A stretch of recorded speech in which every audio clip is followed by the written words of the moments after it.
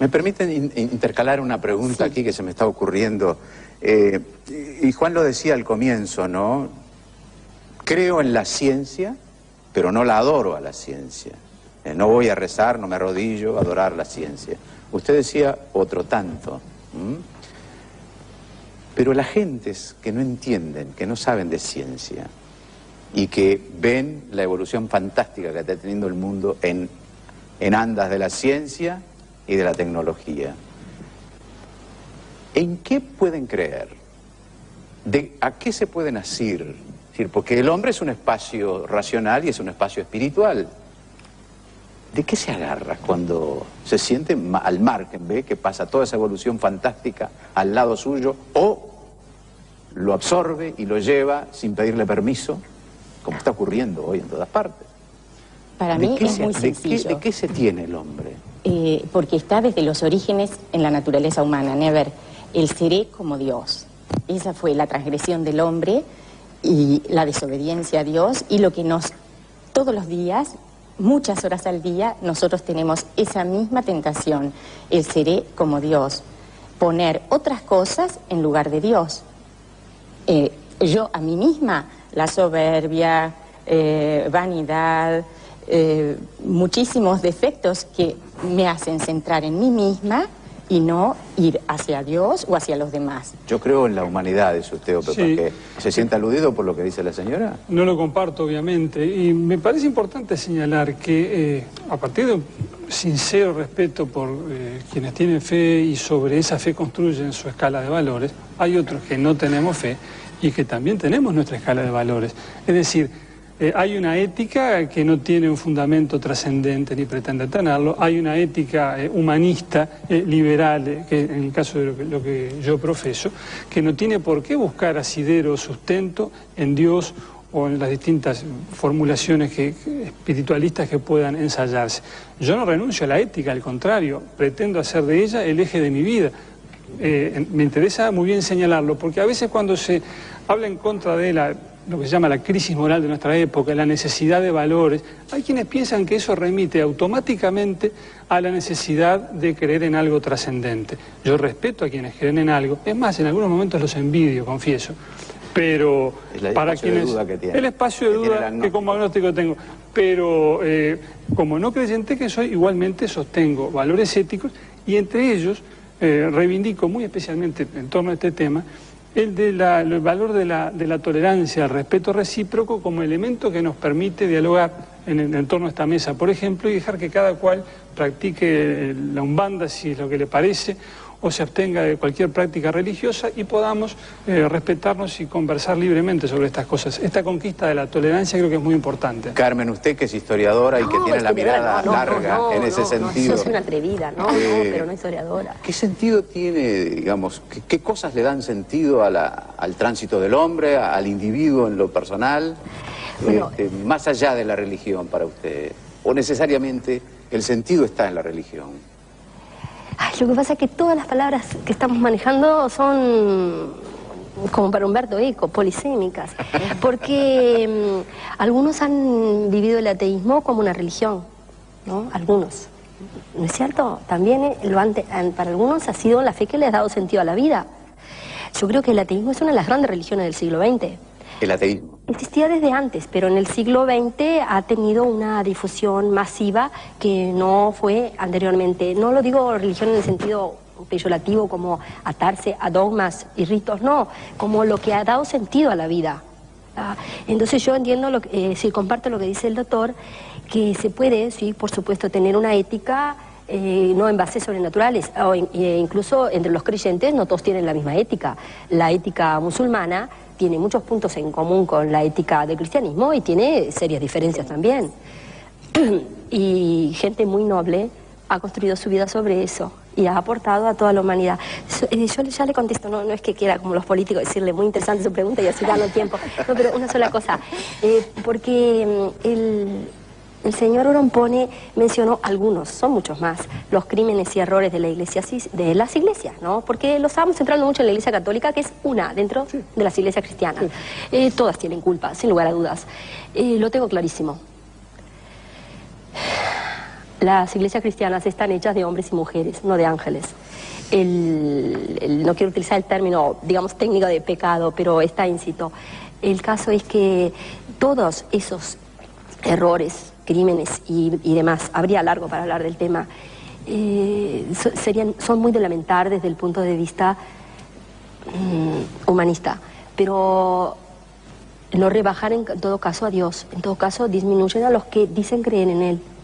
Pero el tema de si Dios existe o no, creo yo que está por encima, no físicamente, sino que está un poco al margen.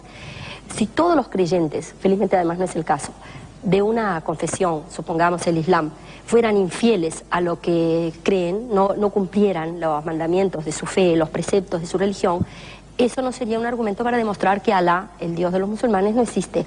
Lo que sí demostraría hasta el hartazgo es que no estuvieron a la altura, no llenaron esas expectativas.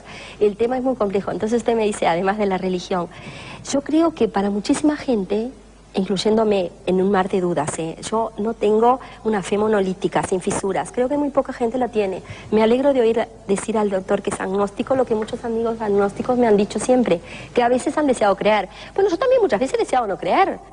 O sea, los materialistas tienden a pensar que los creyentes tenemos una fe que nos da una seguridad tremenda. Ay, ojalá fuera así, ¿no? Pero no es. Bueno, no sé si ojalá, porque una fe que no se cuestiona, que no se plantea, probablemente sea superstición, ¿no?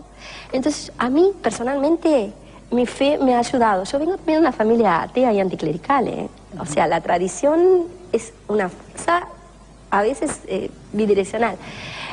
A mí, personalmente, me ha ayudado. Yo no sé si me ha hecho un poquito mejor, probablemente no. Sería un demérito, pero no de mi religión, sino mío. Y sé que a muchísima gente le ha dado enorme aliento. Algunas veces que no he creído, he tratado de buscar razones para creer. Y creyendo también trato de encontrarlas, porque hay algo de racional en toda fe, aunque reconozco que en todas las religiones hay, sí, mucho absurdo. Pero el problema de la fe, básicamente, es difícil de tratar, porque el que siente la fe es como el que está enamorado. ¿Cómo explica uno a alguien de quién está enamorado? No puede decir que porque tiene grandes ojos, porque hay 100 millones que tienen grandes ojos, ¿verdad? O porque es bueno, tampoco, porque si fuera por eso, 200.000 enamorados hubiera tenido la Madre Teresa de Calcuta.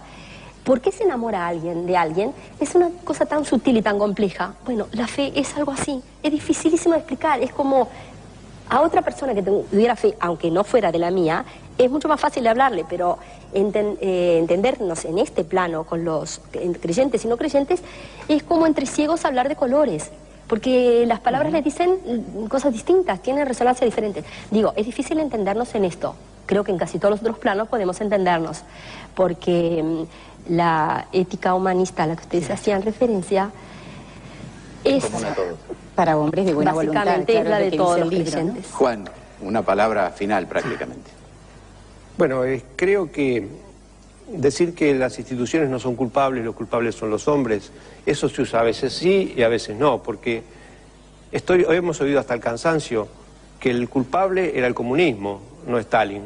Es decir, las culpas de la Unión Soviética no caen sobre los hombres, caen sobre las instituciones. Entonces, en este caso se apoya exactamente el razonamiento contrario. Es decir, por eso yo creo que es bastante endeble el argumento en que las instituciones no son las responsables, los hombres son los responsables. Yo diría que las instituciones y los hombres son casi indisolubles y entonces cuando caen, caen ambas.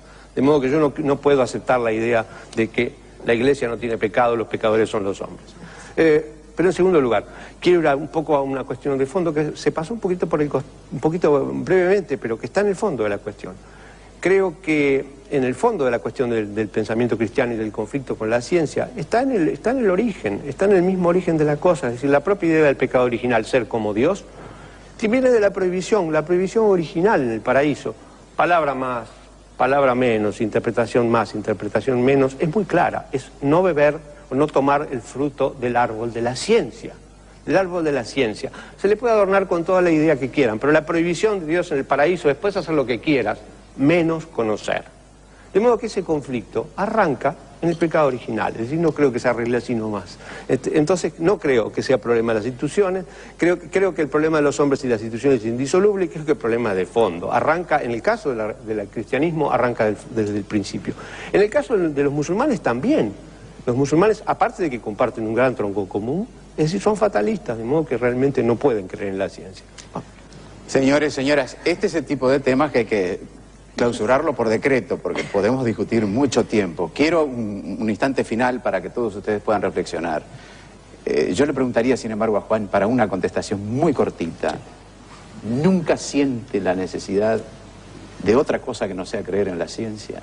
¿Nunca siente un vacío que le dice, capaz que existe Dios, capaz que hay algo que me lo estoy perdiendo? Auténticamente, jamás lo he sentido.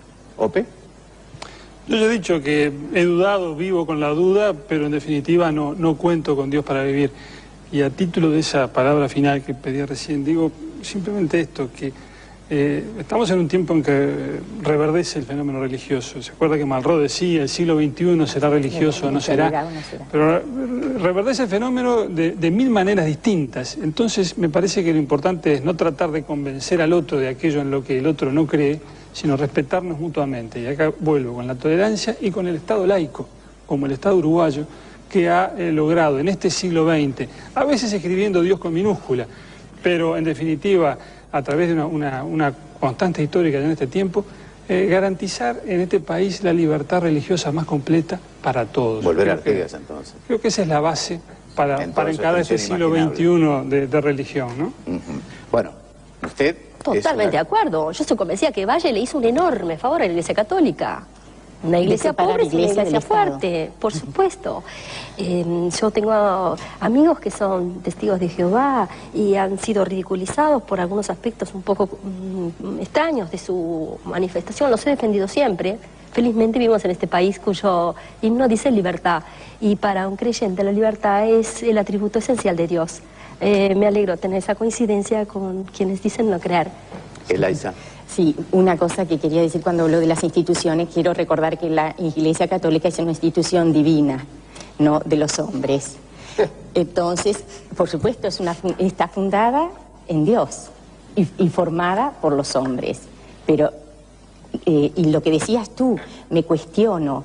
Pero claro, si Dios entrara en mi cabeza, no sería Dios, no sería el Todopoderoso, no sería el Omnisciente. Claro. Entonces reconozco que soy una persona limitada y que hay alguien que es infinitamente superior a mí y que es mi creador. Y esa es, por supuesto, el acto de fe. Y no soy menos por eso. Estoy tocando una realidad de mis limitaciones y reconozco un Dios todopoderoso que todo lo sabe y que todo lo puede. Muy bien. Y quería decirle que sí, esto de la separación de la Iglesia y del Estado, que yo también creo que es un beneficio, por supuesto, no con ataques injustos, me parece que se puede hacer por un camino viable, ¿no? Y que además la fe, que se dejó ver un poquito en el video como sentimiento, la fe no es un sentimiento, los sentimientos son pasajeros, la fe es realmente... Por lo menos creo que la verdadera fe son firmes convicciones, es un camino de vida en coherencia y de acuerdo a mis principios. Bien. No es algo pasajero. Agradecemos a la señora Elaiza Vega de Varela, a la profesora Carmen Andrés, mucho gusto de reencontrarnos con usted, la veíamos en los pasillos aquí un poco nerviosa antes, al doctor Ope Pasqué y al ingeniero Juan Grompone por habernos acompañado esta noche. Y volvemos en instante a pedirle permiso, como está ocurriendo hoy en todas partes. Para mí es muy sencillo. ¿De qué se tiene el hombre? Porque está desde los orígenes en la naturaleza humana, Never, el seré como Dios. Esa fue la transgresión del hombre y la desobediencia a Dios y lo que todos los días, muchas horas al día, nosotros tenemos esa misma tentación, el seré como Dios. Poner otras cosas... Por quienes tienen fe y sobre esa fe construyen su escala de valores, hay otros que no tenemos fe y que también tenemos nuestra escala de valores. Es decir, hay una ética que no tiene un fundamento trascendente ni pretende tenerlo, hay una ética humanista, liberal, que en el caso de lo que yo profeso, que no tiene por qué buscar asidero o sustento en Dios o en las distintas formulaciones que... Teniendo el mundo en andas de la ciencia y de la tecnología. ¿En qué pueden creer? ¿A qué se pueden asir? Es decir, porque el hombre es un espacio racional y es un espacio espiritual. ¿De qué se agarra cuando se siente al margen, ve que pasa toda esa evolución fantástica al lado suyo, o lo absorbe y lo lleva sin pensar? En lugar de Dios. Yo a mí misma, la soberbia, vanidad, muchísimos defectos que me hacen centrar en mí misma y no ir hacia Dios o hacia los demás. Yo creo en la humanidad, dice usted, Pepa, Sí. que ¿se siente aludido por lo que dice la señora? No lo comparto, obviamente, y me parece importante señalar que a partir de un sincero respeto... ¿Me permiten intercalar una pregunta aquí que se me está ocurriendo? Y Juan lo decía al comienzo, ¿no? Creo en la ciencia, pero no la adoro a la ciencia. No voy a rezar, no me arrodillo a adorar la ciencia. Usted decía otro tanto. Pero las gentes que no entienden, que no saben de ciencia y que ven la evolución fantástica que